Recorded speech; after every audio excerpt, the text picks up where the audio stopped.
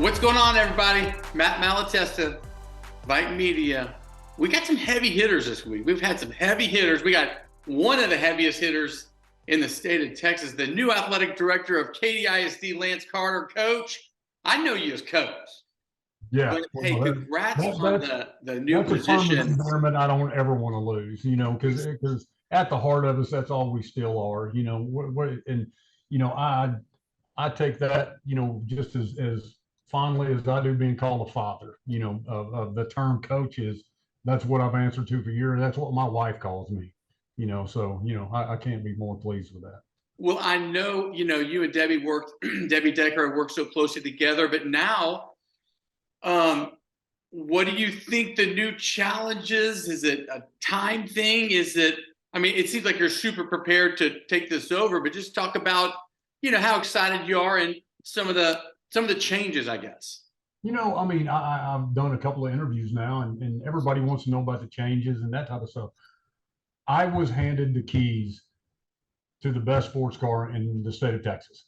Well said. Katy ISD and what Debbie and Rusty and those before them built is second to none in the state of Texas. Our support from administration to the campus level, all the way through, our office is fantastic. Our people love athletics. They love the value of athletics. And it's our job just to, we're grabbing the reins in this office and just keep running the race. We're in a great position. We're in a great place. How do we grow forward? That's the changing of the times and trying to be progressive, within our own office, and that happens anytime you bring, fresh ideals, because someone's going to get hired for my position, my old position, and, listen to their ideals, of you're getting to see somebody that possibly came from the campus perspective on the athletic department. And that's a unique perspective, but you also go back to, we've always had a great relationship with our campus administration, our upper administration, so we try to be as seamless as possible, that we're all running the same way.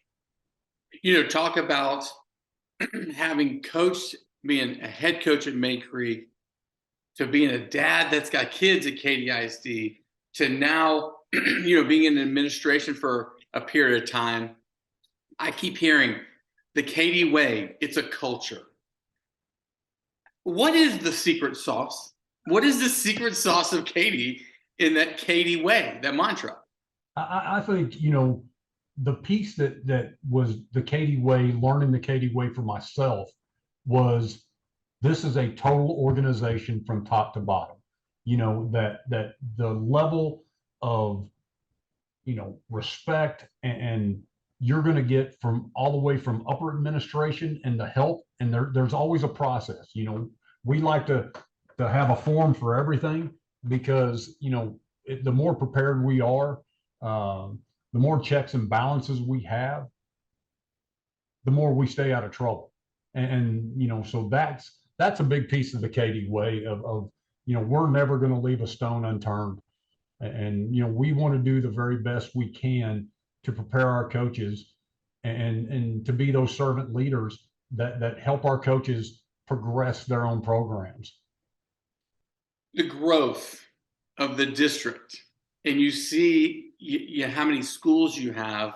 Yeah. And a lot of times at other places, the product might be kind of diluted just because you just have to hire more coaches and you have more kids being spread out. It just hasn't happened there. If you look at baseball, tremendous success in baseball, in all sports. Tompkins goes to state in volleyball. You've got tremendous football. Pato comes out of nowhere, not really nowhere, but 2 years ago, and wins a state championship.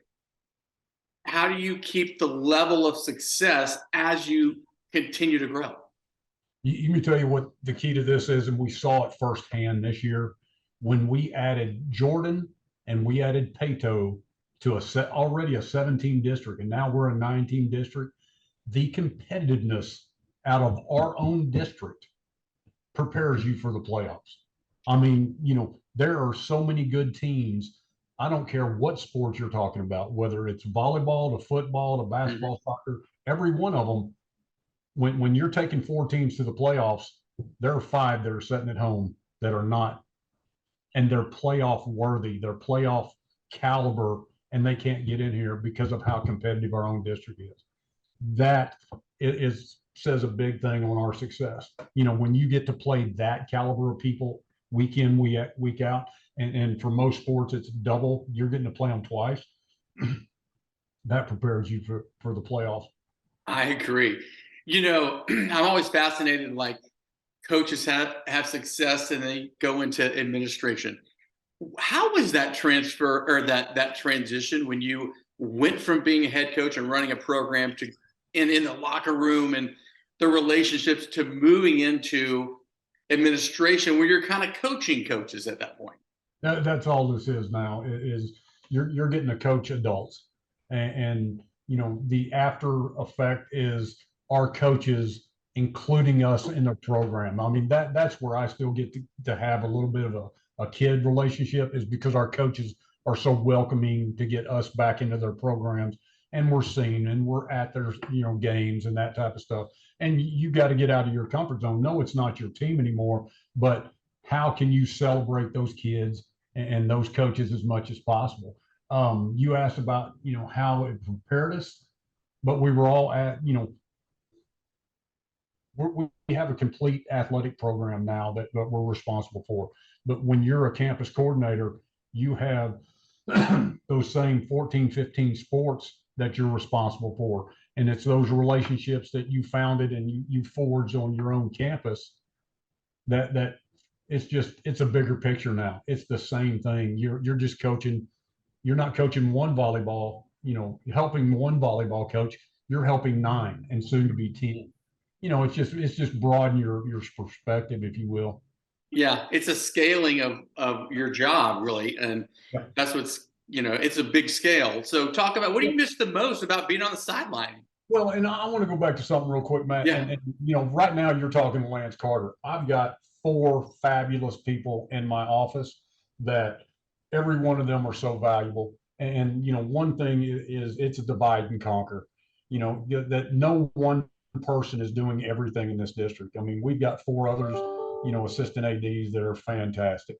And it's a divide and conquer, and we all have a piece of the pie, within the athletic department.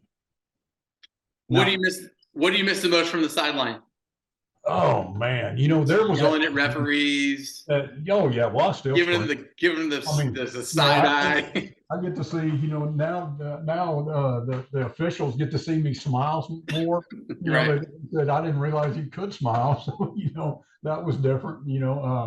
Honestly, there was a time, probably about my 4th year in the office, when the kids that I was coaching were finally out of high school. Right.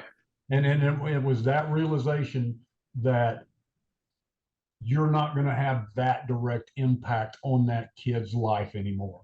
So now your focus has got to be, how do you help grow the coaches that are having that direct impact on those kids' lives? So that's everything to me. I love the term, grow from within.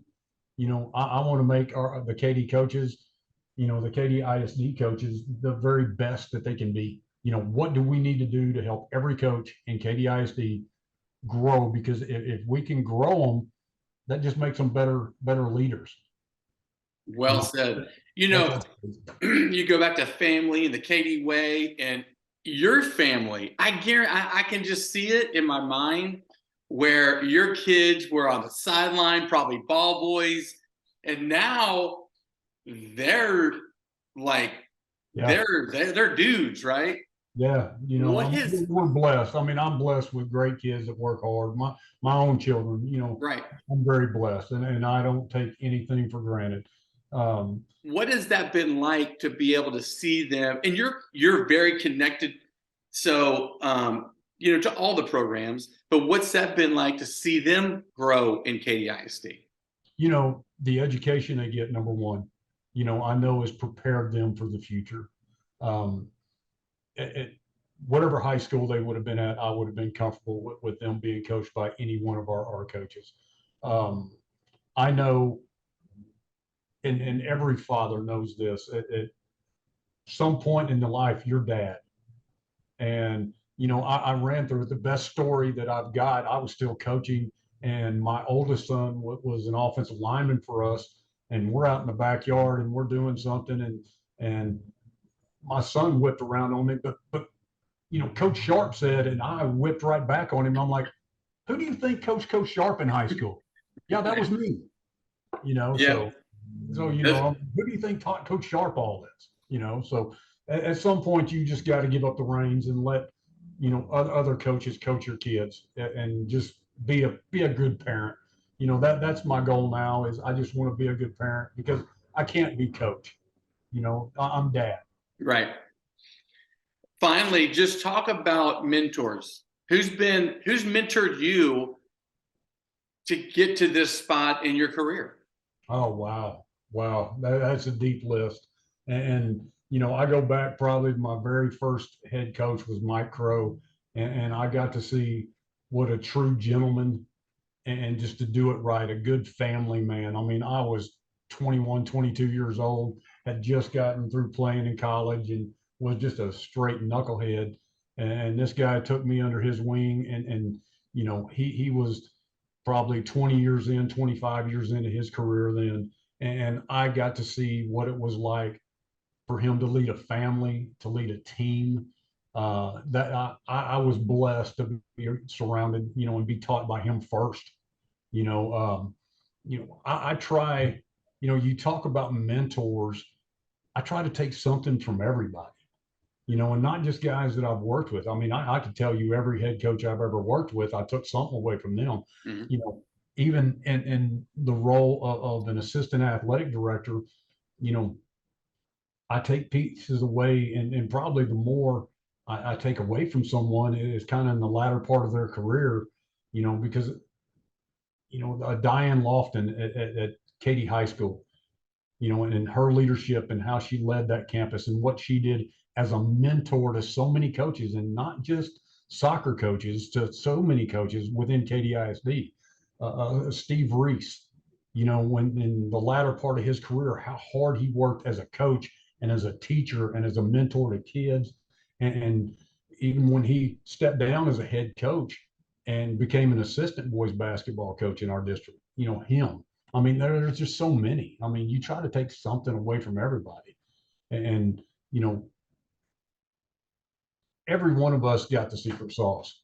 It's just what are you going to do to bring it out? That I try to be it all, and I try to be genuine. You know, I try to be trustworthy. What I say is going to be, I'm bringing it to you. Um, and I just want to serve you. I mean, when we say that, I mean, that's, so easy to say in leadership positions now, but I truly believe that. And I would hope that the coaches that I've worked with in KDISD would echo that, I'm all about them. It's not about me. It's never been about me.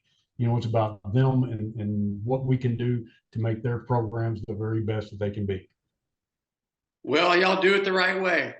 I'm telling you, other districts in other states we see, they're 20 years behind what's going on at Katy ISD. So kudos to what y'all built there. It's amazing. Hey, we forgot to mention Seven Lakes soccer winning state also. Woo-hoo! Wow, how exciting was that? I mean, Seven Lakes has had a lot of great success in a lot of sports this year, and their soccer program and what Jimmy Kruger has done with them, phenomenal. Yeah, Kaylin Kim, the Seven Lakes girls, unbelievable. that had to shoot 2 under to get into a 3-way tie to get to an extra hole, and then won it on an eagle and on the extra hole to win a state championship. Our first ever female golf state champion. Some grit, man. I love it. Incredible. All right. Well, hey, I tell you what, thanks so much for carving out some time. I know you're busy.